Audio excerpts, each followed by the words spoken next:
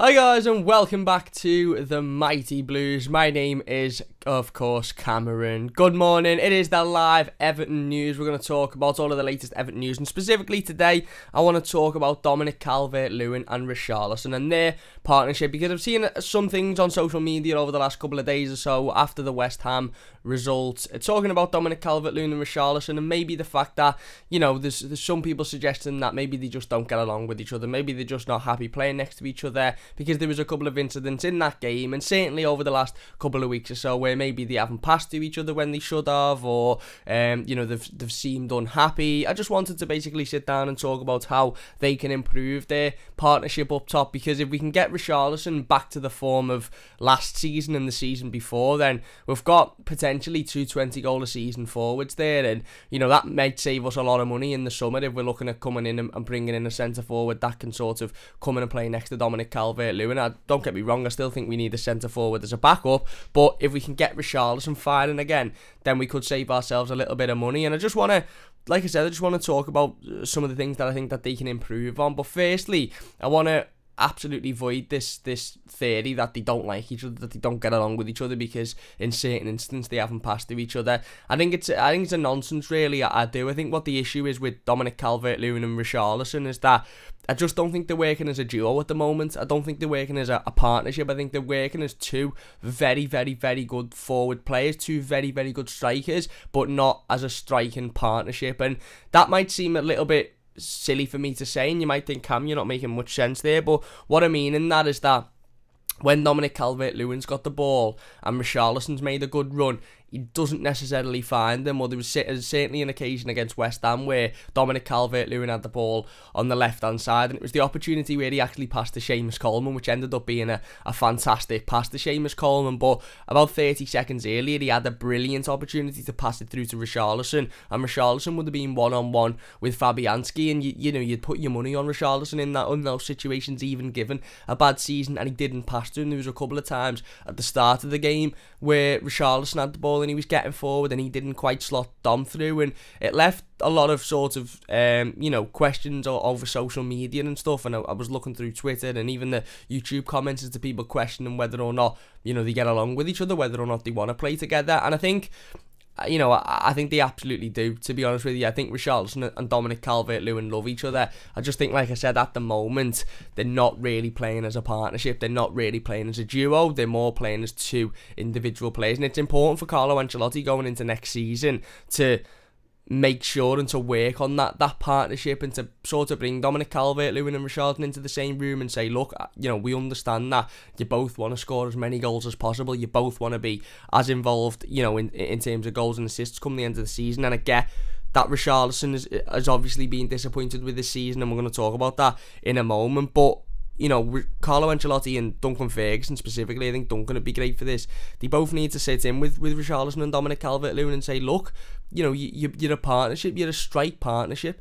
You're two forwards that are working as a duo. You're not two individual players who are just one's there playing his own little game and one's there doing his own little thing. You're a partnership. You need to work together. You need to work in tandem with each other. And I think if we can get that partnership sort of solidified, that we can get Dominic Calvert-Lewin and Richarlison on the same page almost, I think we've got an absolutely fantastic forward partnership for years and years to come. Because let's not forget, Richarlison hasn't had the greatest of seasons this season, he hasn't, but I absolutely love Richarlison, I really, really do. And I know there's some fans that maybe haven't got as much patience with him as I have, and I know there's some fans that maybe haven't got as much of a connection as I have, but this is a lad who comes out, weekly, nearly almost daily, or whether it be on social media or, in person, and basically expresses his love for Everton Football Club. It was Richarlison's 24th birthday yesterday, and he was pictured in his house celebrating his birthday. He had blue and white balloons, and he had an Everton badge on his cake.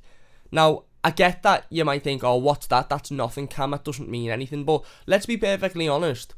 Richarlison obviously come over from Brazil to the Premier League a few years back, joined Watford, and then signed for Everton from Watford. Richarlison wasn't an Everton fan when he was growing up. Richarlison wasn't an Everton fan when he was a kid. He didn't, watch Everton as a kid and think, oh my God, I want to go and play for them. He didn't. Let's have it right, he didn't. Now, to Richarlison, effectively, This is a job to Richarlison, as it is to Dominic Calvert-Lewin, as it is to Mason Holgate, as it is to Jordan Pickford. It's a job.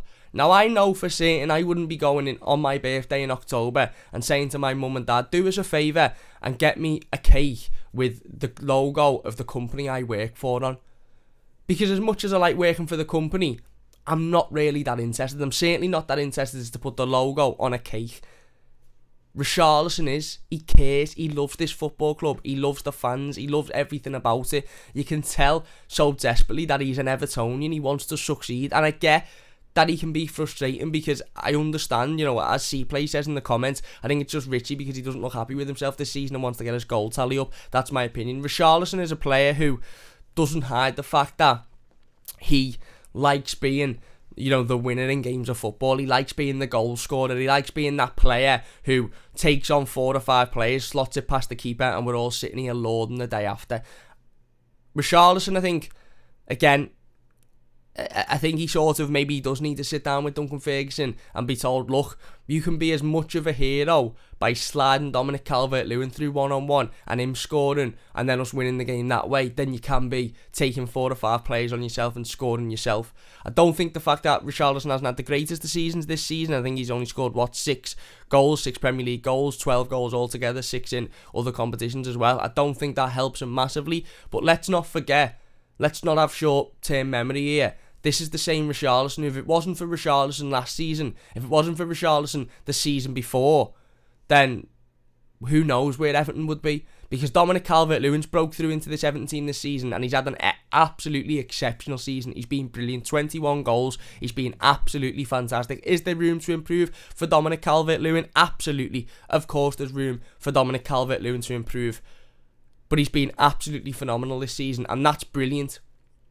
But last season and the season before, Dominic Calvert-Lewin wasn't this Dominic Calvert-Lewin that we know today. He wasn't scoring 20 goals, 21 goals. He was maybe getting 10, 12 goals a season. So Richarlison's goals, certainly last season, kept Everton sort of in a mid-table position. If Richarlison had had the season he's having this season, last season, we could have been dangerously fighting for relegation. And I don't say that lightly. I really, really don't say that lightly. I honestly believe that, because his goals for the last 2 seasons have kept Everton in a stable position. He's had a bad season this season, and that's fine. And the reality of the situation with Richarlison is, and certainly this season, is that he can't really afford to have a bad season, because we haven't got a plethora of goals throughout the rest of the team. If Richarlison, look, if Everton had, let's say this season Dominic Calvert-Lewin had scored 21 goals, which he has, brilliant. And then let's say you had James Rodriguez on 12. Let's say you had Alex Iwobi on 10. You had Alan on 7. You had Abdoulaye Doucouré on 9. You had Tom Davis on 5. You had Luca Dean on 6. You had Seamus Coleman on 3 or 4. You had, you had Gylfi Sigurdsson on 8 or 9. Then you could say, right, okay, the goals that Richarlison is unfortunately not bringing this season, because he's having a one-off poor season, they're being replaced with goals throughout the rest of the team. But the reality of the situation is we haven't got those goals in the rest of the team, so we can't really afford for Richarlison to have a bad season. And that's just it. That is it. Let's be perfectly honest. Other than Dominic Calvert-Lewin, it's Richarlison who we look at to score the goals. It's Richarlison who we look at to win us games of football. Yes, James Rodriguez might chip in every now and then. Yes, you might get Yerry Mina from corners or Michael Keane chipping in. But let's be honest, other than Dominic Calvert-Lewin, Richarlison, James Rodriguez and Gylfi Sigurdsson, it's been Yerry Mina and I think Michael Keane who've got the most goals in this Everton team so far this season. Now, we know James and Gylfi chip in every now and then, and we know Yerry Mina and Michael Keane might get the odd goal from a corner, but they're not going to get consistent goals. So when you've got 2 consistent goal scorers who are the players that you're looking at week in, week out to win your games of football, and you take one of them and you say, right, you're going to have a bad season here where you're only going to score 6 Premier League goals in the entire campaign, then all of a sudden you're putting all of the responsibility on Dominic Calvert-Lewin. And to be fair to Dominic Calvert-Lewin, he's taken that responsibility and he's ran away with it. He scored 21 goals this season. He's been phenomenal, absolutely phenomenal. I don't care what anybody says about the fact that the tap-ins or the fact that, they're only from 6 yards out. He scored 21 goals, and if it wasn't for Dominic Calvert-Lewin having such a good goal-scoring record this season, again, who knows where Everton would be. We really, really don't know. And I understand, like I said, the frustration there with Richarlison. I get he's not had a great season. I get he needs to massively improve going into next season. But like I said, he's been here 3 years now. It's clear he cares about the club. It's clear he cares about the fans. It's clear he wants to play for this club. He wants to succeed for this club. He's had 2, not just very good seasons, by the way, but 2 seasons where he's carried Everton. He carried Everton through thick and thin. You know, he pretty much single-handedly kept Marco Silva in a job for about 2 or 3 months. Now he's having an off season, and that's fine. And we haven't been able to, we couldn't have afforded that this season. In reality, if Richarlison was in his form of last season, then Everton, may well be fighting for the top 4 this season. We might be in the top 4 if Richarlison had have had the 15, 16 goals he usually gets in a season, but he hasn't had that, and we can't put all of that on Richarlison. We can't, because ultimately, like I said, He's had one bad season out of 3 and 2 very good seasons where his goals have really, really helped us. As I said before, Dominic Calvert-Lewin and Richarlison both need to work together as a partnership. I think they're both very good individual forwards, and I think they're both very good goal scorers, but they're not working together in tandem at the moment. They're not working as a duo. And I understand that, because look, both players are both are players that want to score as many goals as possible. You've seen Richarlison now, and I think this season hasn't helped Richarlison for a number of reasons, and one of them is the fact that we're now 3-4 games, before the end of it, and I think every time Richarlison gets the ball now, no matter where he is on the pitch, he just wants to sort of get his head down and score. That's it.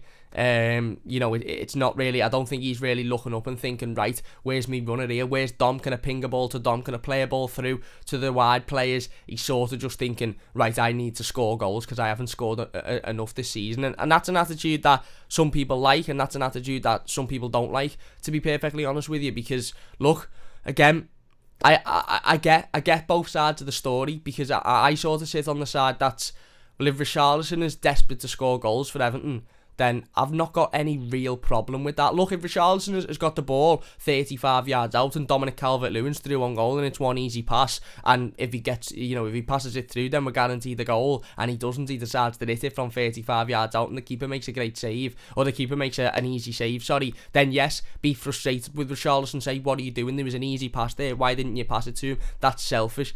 But I don't know how anybody else feels, and we will get into the live comments in a moment. By the way, big thanks to everybody for getting involved. If you're watching the stream live, please do hit that like button. Don't forget to subscribe if you're new as well. Share the stream, get as many people involved as possible. But I don't know about anyone else, but I'm not annoyed with Richarlison at the fact that he wants to score goals for Everton. I'm not annoyed at Richarlison for the fact that he went off looking like he was sulking a bit the other day. Look, Richarlison had a brilliant first half against West Ham United. He was absolutely exceptional. He worked his balls off in the first half and the second half, to be fair, but he wasn't massively involved in the game in the second half.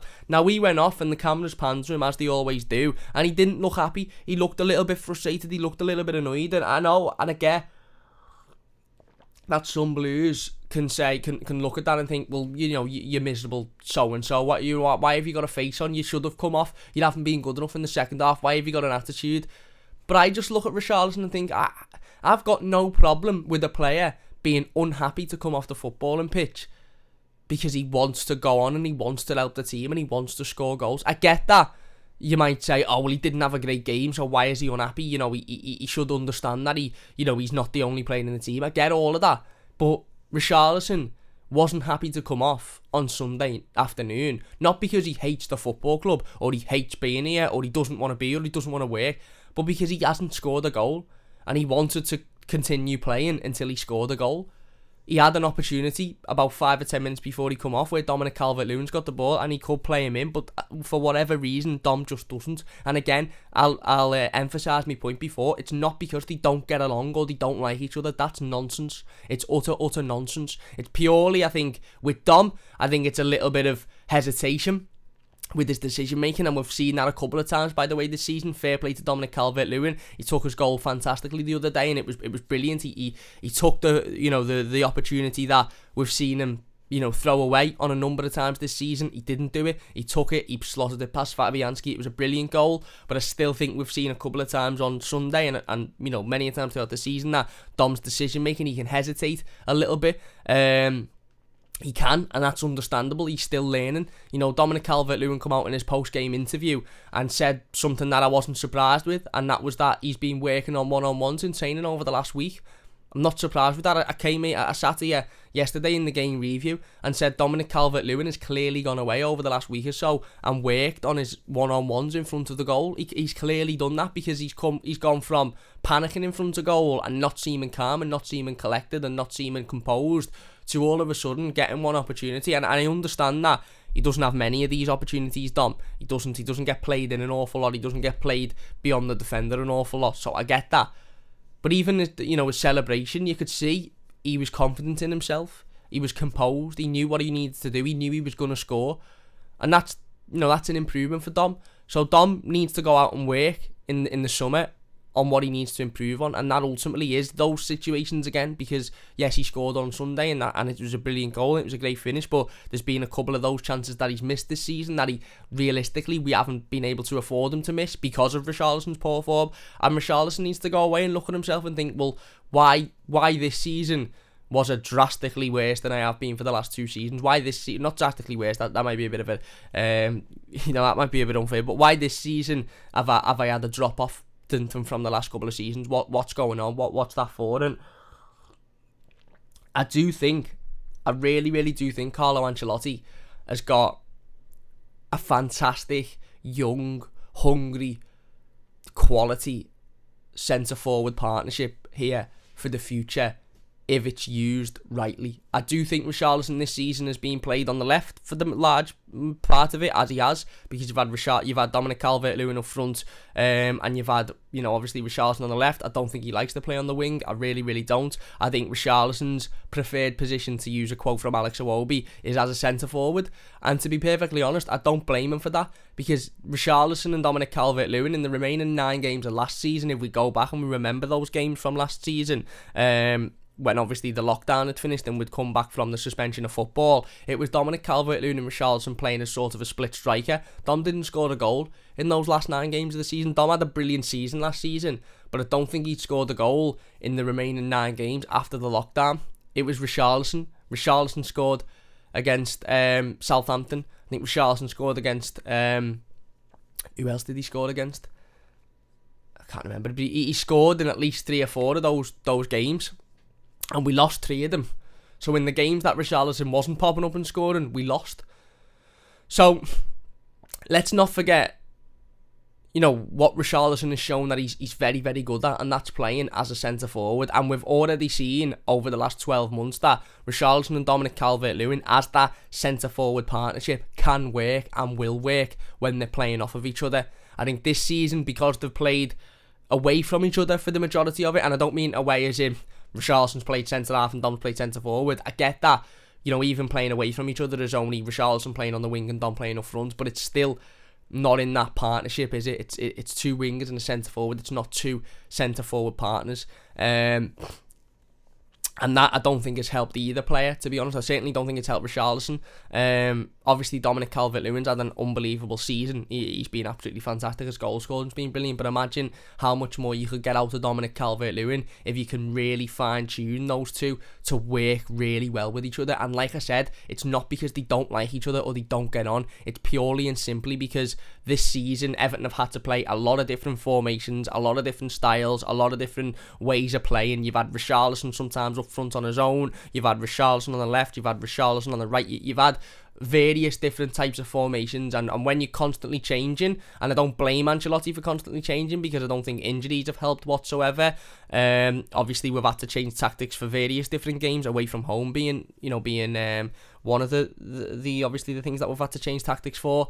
But when you do that constantly, you struggle to get any real consistency, and I think the lack of consistency hasn't helped Richarlison whatsoever this season. I really, really don't. But ultimately, like I said, if you can get those two working together, if you can get those two working in a partnership as a duo, then I think you've got a really, really, really exciting centre-forward partnership going forward. I really, really do. And like I said, we've seen glimpses of it towards the end of last season, the both of them working off each other. Dominic Calvert-Lewin winning the headers and Richarlison getting on the end of it, or Richarlison holding the ball up and sliding Dominic Calvert-Lewin through. Technically, they both need to work on their technical ability. Dom needs to work on his passing. He needs to work on his how comfortable he is as well, because there was a couple of situations in that game against West Ham where Dom had the ball in a good area and Richarlison had made a fantastic run and he just didn't find him. Now, I don't know why that was. Probably because he just didn't seem confident, or maybe because he didn't get his head up quick enough, or he didn't see the pass quick enough. But Richarlison had made an absolutely ball-bursting run into yards of space and would have gotten on the end of it and would have scored if the pass would have been made. There was a couple with Richarlison and Dom had made a brilliant run and he just didn't find them. I just think they need to work in tandem, and I think, to be honest with you, it would do the world of good for Carlo Ancelotti and Duncan Ferguson to get in, in the summer, sit down with both Dominic Calvert-Lewin and Richarlison and say, right, next season, you two are going to be the two. We're going to bring in a winger to bring in loads of pace around you and to burst out the runs down the wing. We're going to bring in a right back who's going to overlap. We're going to bring in another centre midfielder who's got that energy, and you two are going to be you're going to be the cherry and the sprinkles on the top of this cake. You're going to be the goal scorers, but you need to do it together. You need to work together. If, say to Richie, if you've not had the greatest of the game and you haven't scored and it's the 80th minute, but Dominic Calvert-Lewin's making a brilliant run and you can find the pass. It's not always about you scoring a goal and it being, right, I've scored a goal. And I don't... Again, it's mad because it makes it sound like Richarlison isn't a team player and he doesn't... he's not happy when the team... But he clearly is. He was the first player to celebrate with Dominic Calvert-Lewin when he scored the other night. He's the first player to, get on social media after the game. He's the first player to show his emotion, to show how happy he is when Everton win. But I do also think that he's a competitor. Richarlison's a competitor, whether you like it or not. He's a competitor. He wants to score. He wants to get involved. He wants to do the best for the team. He wants to make sure that he leaves his mark on the game. And whilst that might be frustrating at times, and while we're back.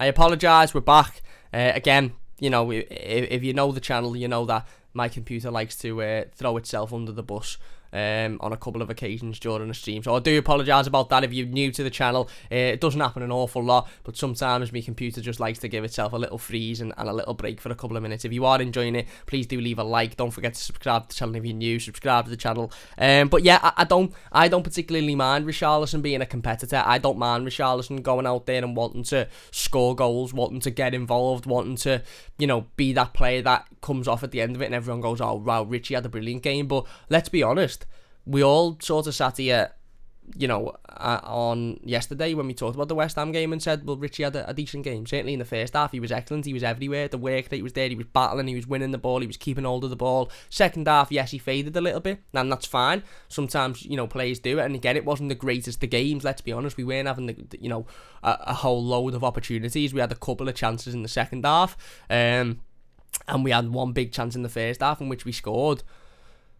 But I just think we can get so much more out of both Richarlison and Dominic Calvert-Lewin if they can work together. I want to see Richarlison and Dominic Calvert-Lewin as two number 9s. I want to see Dom as the number 9 and I want to see Richarlison as the number 10 or number 11 off him. And I don't mean the number 10 is in the centre attacking midfield role, but imagine what we could potentially have next season if we've got a right winger who's got absolute tons of pace, just belting it down that right hand side. You've maybe even got a left winger who's got, the same amount of, can beat a man, can take players on. You've got James Rodriguez in the 10, and you've got Richarlison and Dominic Calvert-Lewin as the strikers, breaking off each other, splitting that striker partnership. Imagine how many more goals we'll score next season in doing that. Because Richarlison can finish.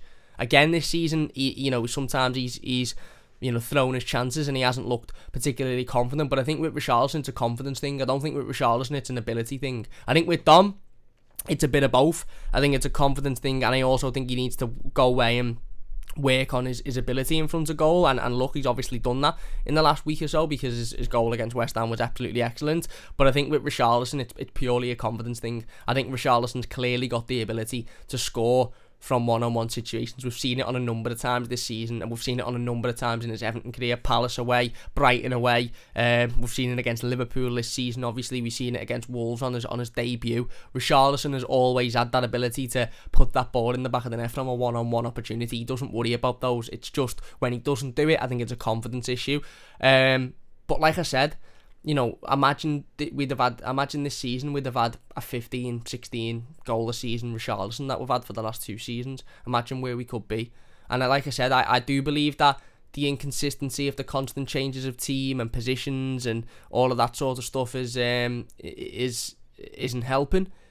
I get that. But I just want to see Richarlison and Dominic Calvert-Lewin playing as a 2 because I think they could have a brilliant partnership. Let's get into some of the comments then before we further on talk about it. Like I said, if you are enjoying, please do hit that like button, share the stream if you don't mind. Martin says, Cam, what you're saying is correct, but I think when it comes down to Richie, can Richie handle sharing the limelight? He wasn't smiling when DCL scored. He looked moody when patting him on the back, but he was the first to run over and jump and celebrate with him. Again, the thing is, with Richarlison, maybe he is just a moody bar steward.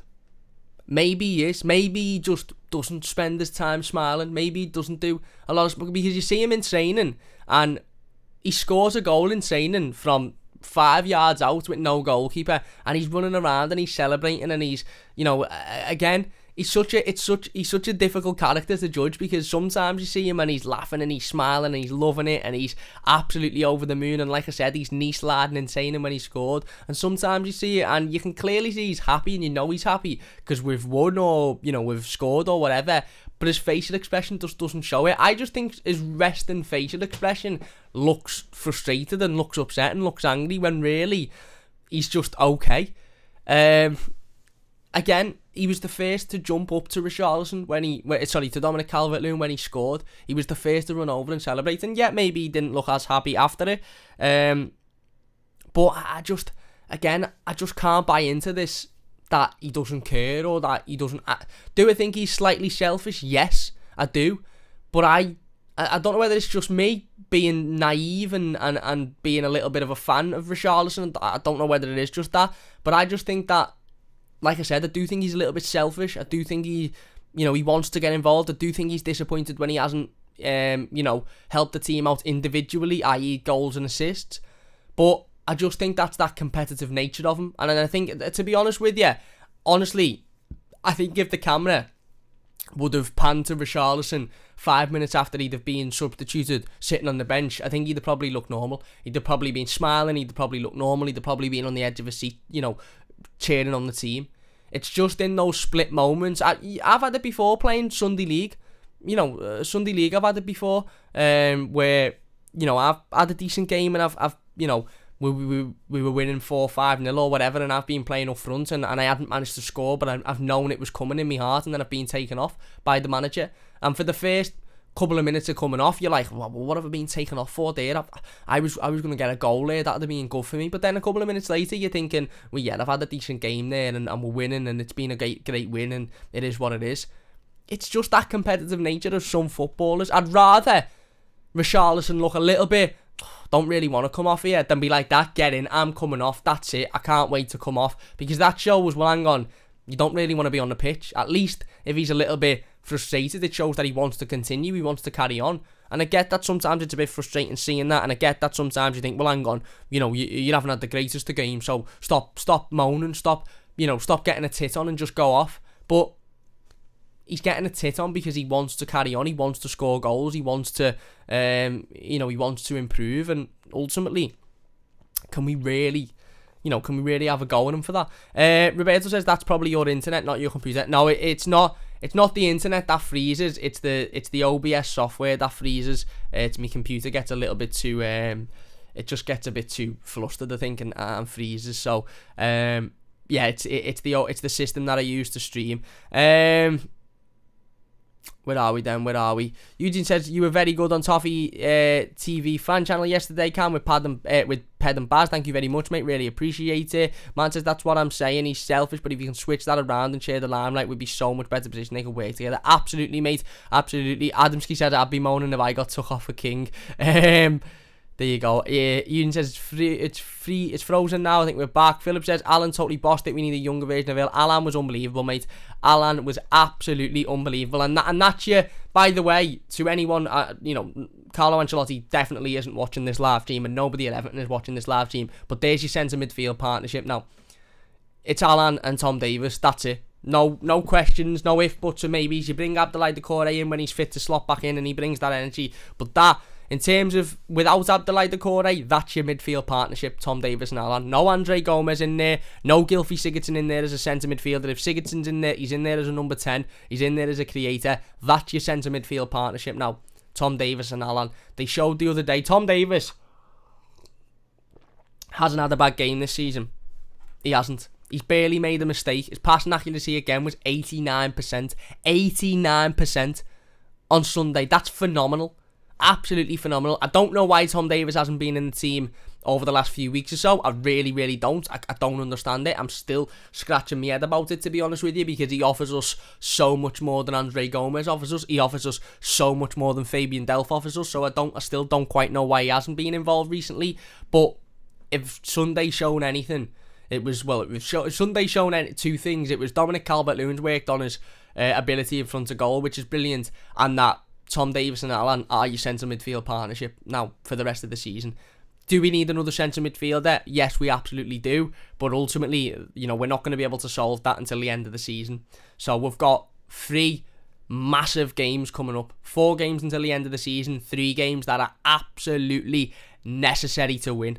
Villa away, just beating us, of course, without Ollie Watkins, who's their, again, some would say their most important player, barring Jack Grealish, who obviously is out injured at the moment, away from home. So I fully expect us to turn up and put in a much better performance than we did at Goodison, a week or so ago.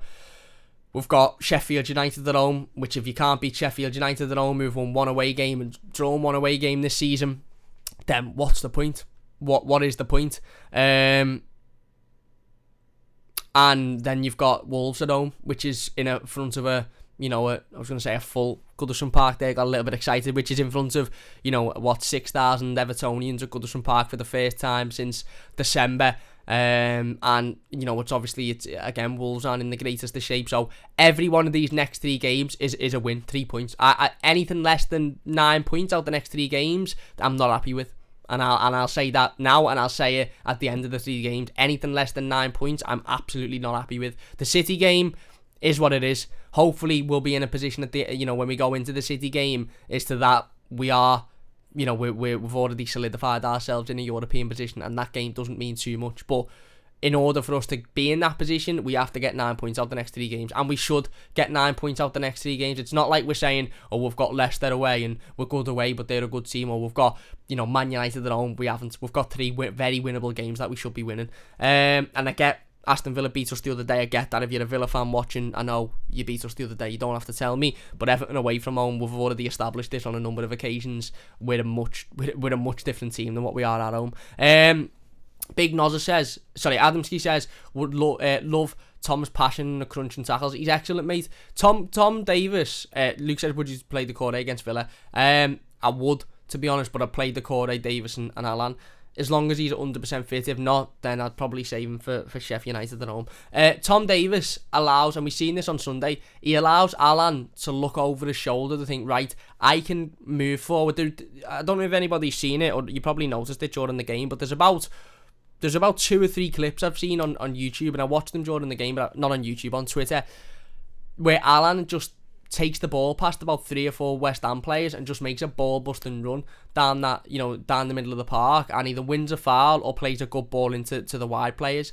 Now, he doesn't usually do that when he's got Andre Gomez behind him. And again, I'm not using this to dig out Andre Gomez or to have a personal dig at Andre Gomez or whatever, but that's because Alan knows that Tom Davies, he can trust Tom Davies to slot in and do that role that ultimately Alan's leaving when he moves forward. He looks over his shoulder and goes, right, Tom's there, so I know if they break, Tom will, he'll make a tackle. If he gives away a foul, it is what it is, but he'll make a challenge in the right area. More often than not, he'll win the ball from a challenge, or he'll nick it off them, and he's got the ability to, again, use his feet himself and play a nice pass. His passing accuracy is unbelievable. This myth that he can't pass a ball is embarrassing, because he can pass a ball. He's probably one of our best passers of the ball in the team, to be honest with you. Statistically, he's an excellent passer of the ball. So,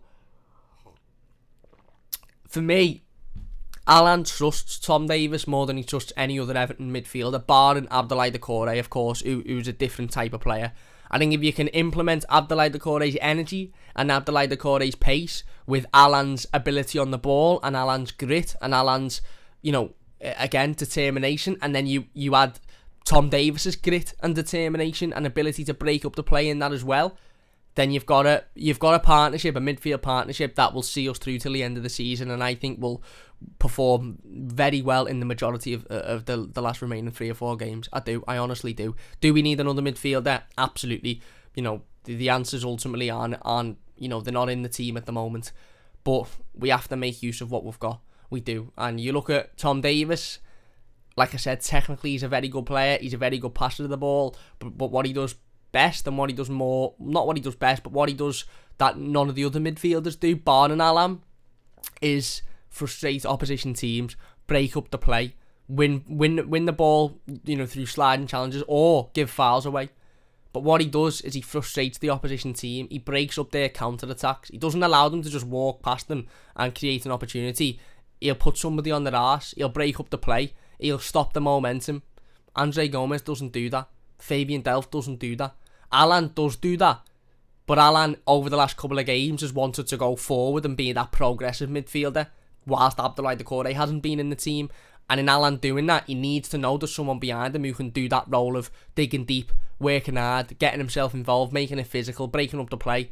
And that's what Tom Davies can do. Luke says, do we know if Grealish is back for Thursday? I don't, mate. Mozza says 3-5-2 till the end of the season. Simples, well, yeah, look, it worked. It worked the other day. It certainly works away from home. Big Nose says Villa 2-0, Sheffield United 3-0, Wolves 3-1. Enjoy them 9 points, Camp. Listen, I'd take that, mate. I'd absolutely take that. Mozza says, not worried about Grealish first game back for ages. Probably wouldn't risk him against us. Yeah, true. Actually, true. Eugene says, what's your best formation for Villa? 4-3-2-1. No, I'm going for the three at the back again, to be honest with you. I'm going with the wing backs. I'm same team, barring maybe Abdoulaye Doucouré in there, if he's fit enough to be in there. But then again, you have to then change the midfield around, don't you? It's going to be interesting. It'll be interesting to hear from Carlo Ancelotti tomorrow in his pre-game press conference ahead of the game. To see ultimately what updates he gives us. Martin says Tom gives it 110%, whether good or average. He loves the club. Alan controls our tempo and always looks ahead, not backwards. Alan is absolutely, he's unbelievable, mate. He's fantastic. He really, really is. Where are we then? Where are we? Mother says when Alan is fit, he makes us tick. Absolutely. Philip says Alan is totally bossed it. We need to find a younger version of him. We do. Big Nose says very impressed with Alan on Sunday. Looked more like the player at Napoli. Yeah, he was unbelievable, and there's a reason for that. Not because he's just he's only just becoming that player, but ultimately Alan was the player he was at Napoli early on in the season when he first broke into the team, when he was playing against Spurs, West Brom, Brighton. Alan's had a big injury. A hamstring injury for a 29-year-old is massive. He was out for 2-3 months. It was obvious that he wasn't going to come back in that first game after being out for 2 or 3 months and be the Alan that we all know and love. We all knew he was going to be off the pace. We all knew he was going to be off the boil a little bit. We all knew he was going to need to, again, continue, get about 4 or 5 matches under his belt before that match fitness returns. And lo and behold, he's had 4 or 5 matches under his belt, his match fitness has returned, and now he's looking like the player he was at the start of the season. For me, Alan's world class, absolutely world class, honestly. Martin says, I think that it's Richie doesn't like not being number 1 in the team with DCL getting the attention, it frustrates Richie. Well, if that's the case, then again, the club need to sit down, the pair of them need to sit down, and the pair of them being, the 3 of them, David, Carlo and Duncan, need to sit down and go, well, we'll have none of this now. We're a team. You win as a team, you lose as a team, you play as a team. You're not individuals. It's not an individual sport. And I don't think that's the case, by the way. I think Richarlison maybe comes across that he wants to be the number one and he hates anyone else having the attention. But I don't actually think that's the case. I just think he's got that little bit of competitiveness in him where he wants to score, he wants to assist, he wants to get involved. But if that's the case, then that'll be clear to Carlo Ancelotti. That'll be clear to Duncan Ferguson. That'll be clear to David. That'll be clear to the entire coaching staff if that's Richarlison's attitude. And if that is Richarlison's attitude, then it needs knocking out of him quickly because it's not an individual's game. And like I said, if you can get Richarlison and Dominic Calvert-Lewin on the same page of the same book, on the same sentence, then I honestly think you've got a absolutely fantastic partnership going forward. I really, really do. Philip says, morning all. Morning, Philip. Mozza says, football and pitch cam sounds American. That'd be soccer, wouldn't it? Eugene says, Godfrey reveals secrets behind Everton striker. Ben Godfrey is exceptional, mate. Absolutely exceptional footballer. He's been brilliant this season. He really, really has. And we're going to talk about Ben Godfrey in a stream within the next week or so because basically I just want to sit down and talk about Ben Godfrey because I love him. If you're enjoying, by the way, please do hit that like button. It only takes a second. Don't forget to subscribe. Share the stream as well. Big Nod says, morning, Cam. Glad you've brought this subject up. I've said for a while they are playing as individuals and not as a partnership. This needs to be a test in saying him because it's cost us in games. I agree, but I don't necessarily think they're playing as individuals because they don't like each other or because they don't work together. I just think they're playing as individuals because they're not used to playing as that partnership. They've played as a partnership before and it's worked, but I think certainly this season, Dominic Calvert-Lewin and Richarlison haven't played as a centre-forward partnership. They haven't, very rarely, maybe a couple of games they've played up front as a two. Very, very rarely. So it's not, I don't think it's because they don't want to play as a partnership or they don't like each other. I just think it's because they haven't done it consistently this season and maybe they've lost track of, playing with each other and understanding each other's movements and understanding each other's runs and where each other's going to be. And I think we've seen that on Sunday when Dominic Calvert-Lewin had a brilliant opportunity to slide Richarlison through and he didn't take it. Not because he thought, I don't want him to score because that means he'll get another goal, but purely because he obviously, by the time he'd looked up and gone, oh shit, there's Richie, he'd had to move somewhere else because he hadn't read that run because he's not used to reading those runs because they haven't worked as a partnership this season and they need to work as a partnership because I honestly think it'll benefit Everton so much. C-Play says, if things go our way, we could finish in the Champions League if we win every game before City. I agree. But, I think for us to finish in the Champions League, it would mean that other teams around us would have to drop points. And, I don't know whether Liverpool, Tottenham, West Ham, Leicester will all drop points that will allow Everton to creep in. Europe, yeah. Champions League, I think it's gone. Chenlar says, loving the FIFA with Ned, even if pre-season hasn't gone as planned. Nice one, mate. Yeah, love doing the FIFA with Ned over on Toffee TV. It's been loads of fun. We recorded the next couple of episodes yesterday, and hopefully it gets better. But no, I've loved doing those episodes. It's been boss. Thank you. I'm glad you enjoy it, mate. Eugene says, Kalidou Koulibaly a top target. I've given my opinions on Koulibaly before, mate. I have. I'm not massively interested in that transfer rumour, to be honest. I'm not massively a fan of bringing in Koulibaly. Is he a good player? Yes, but I just don't think he's what we need. C-Play says, I still like Richie though. One of my favourite Everton players ever. I love Richie. I think he's boss. I honestly think he's boss. The Majestic Loon, what's happening, Goats? Go and check out the Majestic Loon. By the way, if you watch our Minnesota United videos, if you're interested in those, the Majestic Loon is Goats. It's the new Minnesota United Football Club fan channel, so go and check them out. He says, checking my phone at 4 a.m. and decided to join the stream on my day off early morning is right. That's dedication. Nice one, mate. Really appreciate that. Roberto says, loving these morning chats. Cheers, Roberto. Eugene says, Everton target 2 summer signings. Who are they, mate? C-Play says, Cam, your streams are amazing. Listen to them while doing work. Much love from Ireland. Cheers, mate. Really do appreciate that. Honestly, it means a lot.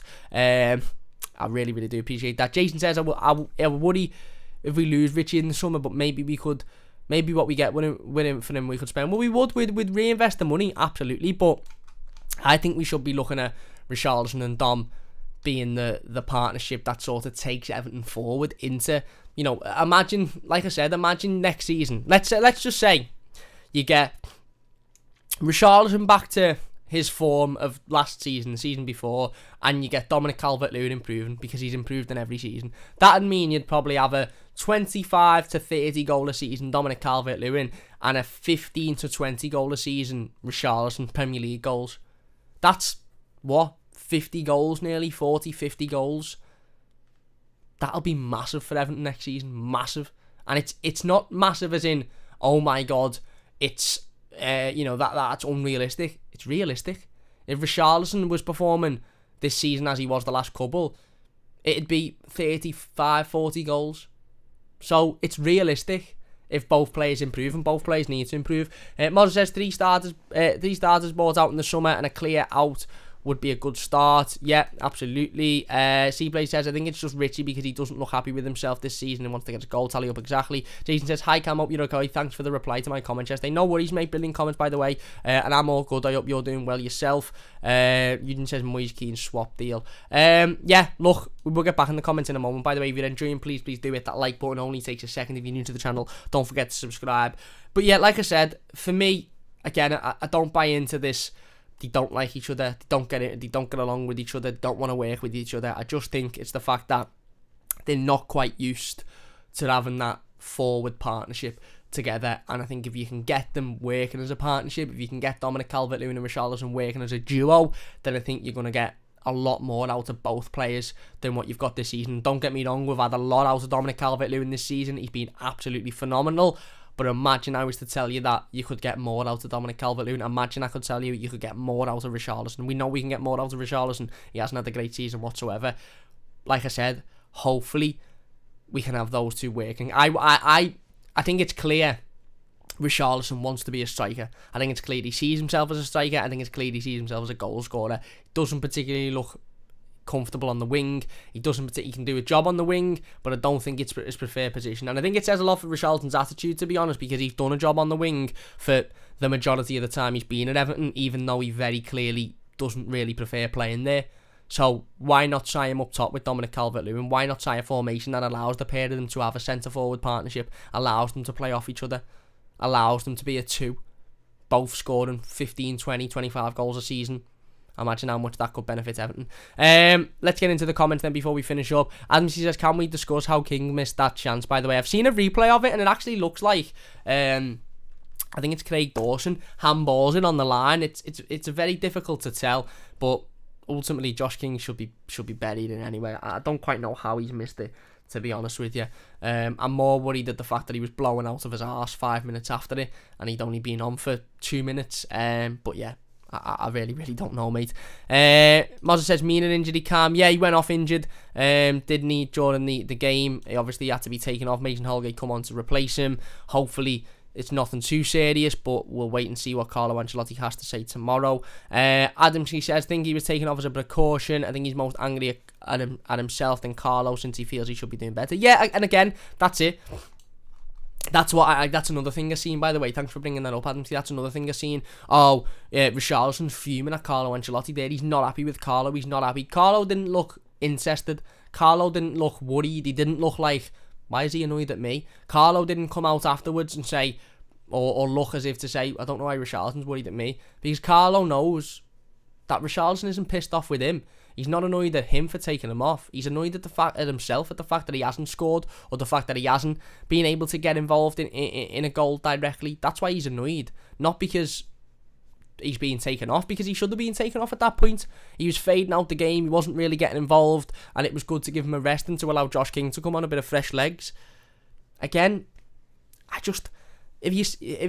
for me, and it might be because I'm naive, it might be because I like him, but I just see Richarlison as a player who wants to do his absolute best for Everton Football Club and wants to win games and wants to score goals and wants to get involved, and I just can't really knock him for that. I can't. Maybe I'm just a naive idiot.